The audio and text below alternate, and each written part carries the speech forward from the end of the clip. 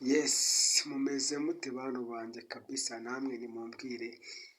Kwe uri gusanga hirya no hino ibisambo kabisa bimeze nabi, biri gutega abantu mu nzira, biri kwica, biri gukubita, biri kwambura ibyo umuntu afite n'ibyo umuntu rwose yagezeho.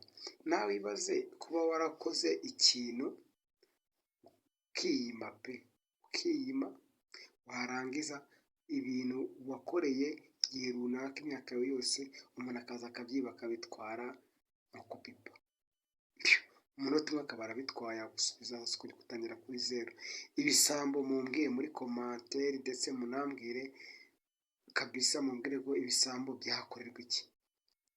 Wowe urebye uko ibisambo biri kwaduka, ibisambo hirya no hino biri kugenda byiba, biri gutega abantu bikabambura byose, bikabakubita, bikabakomeretsa. Ese wowe urumva ibisambo byakorerwa iki nabyo? Kuko birakabije cyane. Ibaze nawe kuba warakoreye ibintu byawe igihe runaka, warangiza ukabibura byibwe. Waravunitse, waraye mu myaka ingahe yose ukora, ugasanga umuntu abitwaye mu ijoro rimwe cyangwa ku manywa rimwe.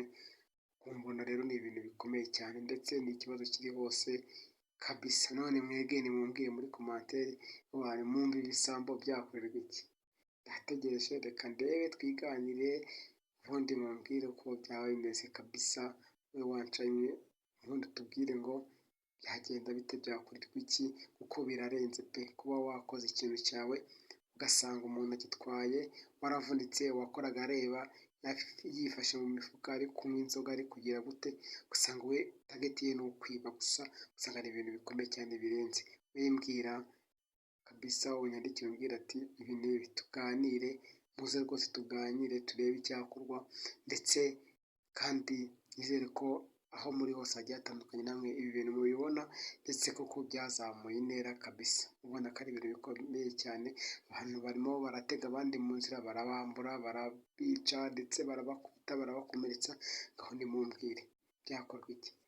Sawa rero, ndabakunda cyane, ntegereje komantere zanyu, ntegereje ko mugiye kumbwira, kandi wibuke gukanda subscribe.